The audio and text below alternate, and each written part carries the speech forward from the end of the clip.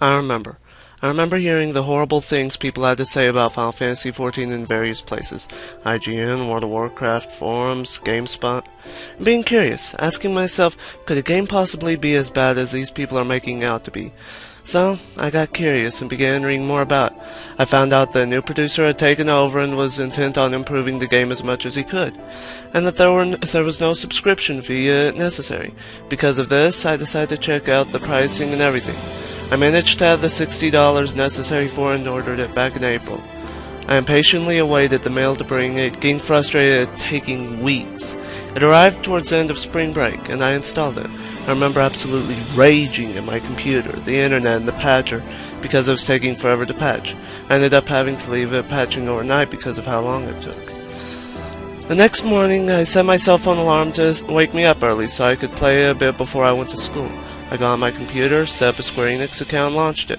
I got baffled by the lack of an in-game full screen setting, and had to dig around for how to set it to full screen. Already, I saw some of the complaints about having to log out for the graphics settings to pop up now.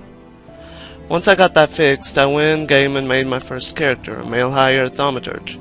I started in Ul'dah on the Rabanastre server, I think.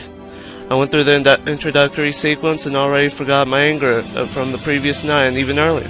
I was floored by the cutscene. It was absolutely amazing. Once I finished, I got into my first fight. It felt like the standard MMO combat, only with a stamina bar, which I didn't mind personally. Once I finished these quests, I found my way out of the nighttime Ul'dah and set foot in Thonlin. As soon as I saw the dark landscape and the gentle piano intro to Twilight over Thonlin began, I was floored. I was mesmerized. It was absolutely gorgeous. Right then, I knew I had found my home.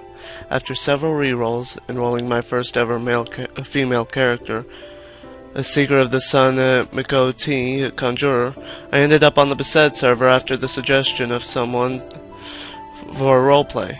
On there, I rolled a Miko-T Archer named Ariel Rallin. I started her in Ul'dah, I believe. This was several months after I had started, and I was beginning to get bored with the game. After running around Ul'dah a bit, I ended up on Scarlet Avenue and ran into Mayu Asuka. I think I pronounced that right. She talked to me in character, and right there on the spot, I began setting up a bit just for my character to reply to her. I ended up with a link shell invite to Aes Sedai Tower and Corvus Sinus, the former being a social shell and the latter being a role-playing shell. Both were led by Alotheus Darkwood. These two shells I'm still in. They're the reason I stuck with this game. Later on, maybe a month or so after getting the invite, I deleted my old Rabanastre character and made my current main, Leanna Milos. This character helped me transition from a poor role player to, well, more of a decent one. I guess you could say I became tolerable on the in-character side of things. Towards the end of 2011, something amazing was announced. Final Fantasy XIV 2.0.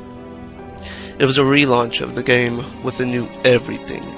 Even with such little details released, I was interested.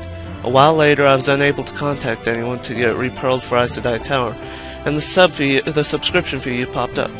I was more interested in Ion and Rift at the time, despite the announcement of 2.0, so I never bothered to set up. I took about a few months off from the game.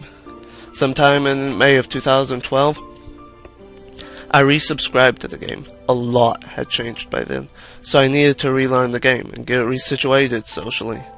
I got repearled with Aes Sedai Tower and ended up in Intermission, which I had no clue about before then.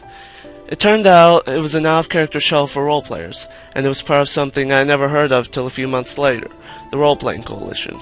Yeah, I was in their shell without even knowing it existed. A large group of role-players, mostly from Balmung, but a few from other servers. Here, I got introduced to more roleplay outside of Corvus Sinus. I made many friends through there. Some I keep in contact with through other means, whether through Engine or Skype or Guild Wars 2. This became my home, roleplay-wise, and everyone there, in the Aes Sedai Tower, the Sentinels, Corvus Sinus, or the Role-Playing Coalition, they became my family. Through the Role-Playing Coalition, I attended my first roleplay event, one of the House Mavonic storyline events. It absolutely amazed me, and it increased my interest in roleplay by a lot.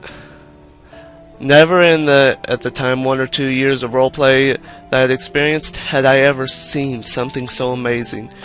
I instantly got interested in the story, despite knowing none of the background at all. After that, I attended all the role-playing events I possibly could, and my interest in roleplay increased as I played Final Fantasy XIV even more. I ended up dropping my improvisation of characters and started writing them beforehand, and even worked on my emotes bit, which I'm still working on. And up in the sky, something seemed off. There was a small red dot up there. Slowly, over time, it grew bigger. And I began trying to get my screenshots to not include it, because it ruined it, in my opinion. Then I learned that it was Dolomite, a horrible thing for Eorzea, to say the least. It was not increasing in size, it was decreasing in distance. Oh, 12, it's heading straight for Eorzea. Soon, quests popped up around it, and toward the end, players were tasked to fight the person behind it, now Vandarnus, the leader of the Garlands and summoner of Dolomite. This man was mental, worshipping a moon, using it to wipe out Eorzea. He hopped aboard the crazy train a while ago, it seems. But I defeated him after many tries, merely a month before the last data save, I do believe. But as we found out on November 11th, all the fighting was for naught. Dolomite came and exploded, revealing an even worse horror that was destined to seal our fates, or so we thought. Bahamut was released, and Louisoix managed to spare us from the destruction by sending us ahead in time. But despite this, our beloved world of Hydaelyn was not spared.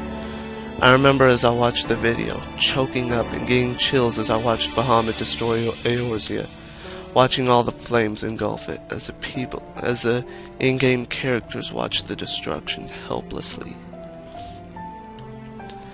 After months of waiting, beta finally rolled around. I installed it as Phase 1 started on my laptop because my desktop's video card fan quit working. Yeah, I was late on installing. I was immediately addicted. Every single problem I had with the game was fixed, and more good was added. It was beautiful, musically and graphically, and was fun. I didn't get much roleplay though, till around Phase 3 though. In Phase 3, I rolled a McOT in my least favorite city, Ul'dah. What was once the city I wanted to see get blown up, now became one of my favorite cities. The music and atmosphere was absolutely perfect. I fell in love with it and felt immersed, which is something I rarely feel in an MMO. The destruction was, yes, for the better, yet I felt the urge to get revenge. I saw the effect it had on the land, which was now forever changed. With the new features, I felt myself feeling right at home. A feeling I got with 1.0, but with 2.0, that feeling increased drastically. This was my home. This is my home. The players here feel like family, and I thank them for welcoming me in. Thank you, Aes Sedai Tower, Role-Playing Coalition, the Sentinels. Thank you, everyone. This experience has been wonderful, and I feel confident enough in everyone to say that I believe it shall continue to be wonderful. Again, thank you.